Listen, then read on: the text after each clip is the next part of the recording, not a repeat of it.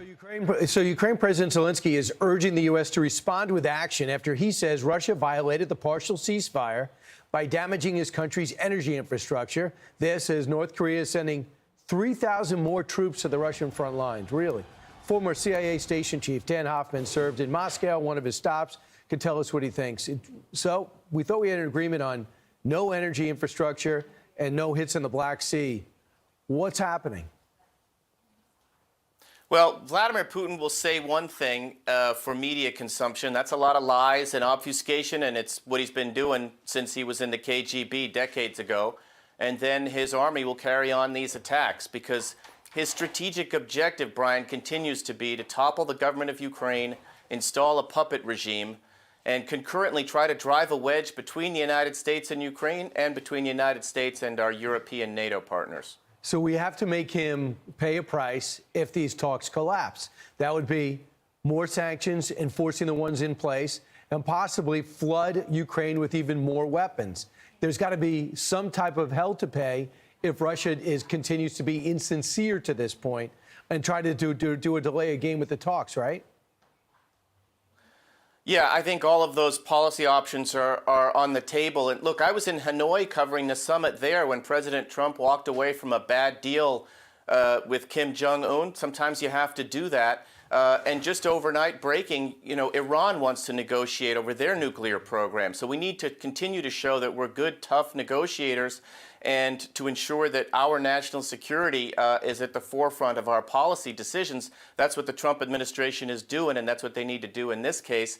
Europe will take the lead on defending their continent at the point of attack, and we can be there supporting them.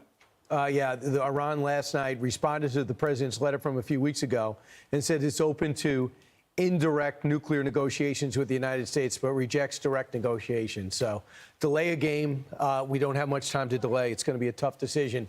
So here's what Vladimir Putin said about our plans with Greenland, tongue-in-cheek. We will now allow encroachments on the sovereignty. We will not allow encroachments on the sovereignty of our country and will reliably protect our national interests. What do they have to do with Greenland? Are they talking about Arctic? Well, Vladimir Putin wants the world to believe that Russia is able to stand toe-to-toe with the United States militarily and diplomatically. So if there's an issue of interest to the United States, Vladimir Putin is just going to weigh in on it because, remember, he's talked about the greatest geopolitical disaster of the last century was the collapse of the Soviet Union. So he harkens back to those days when United States and Soviet leaders would gather and solve the world's problems. That's just not the way it is anymore, but he'd like the world to think it is.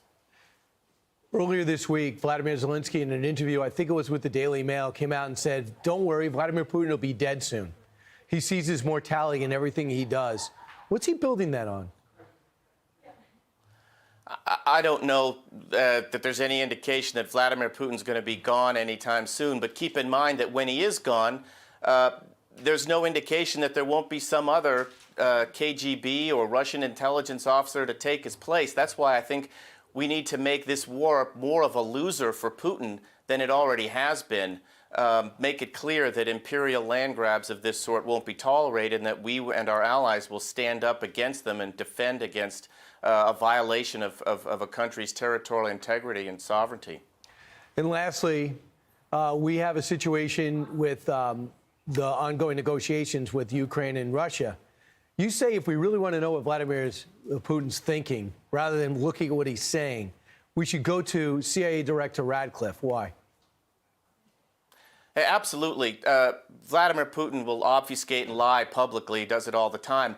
In my experience at CIA, having spent years tracking Putin and trying to see the world through his twisted KGB eyes, we always relied on our human source intelligence and our signals intelligence to understand what Putin's real intentions were and his real plans.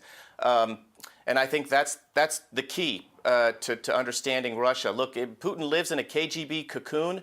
He doesn't want us to understand what's going on in his country so that he can lie and obfuscate.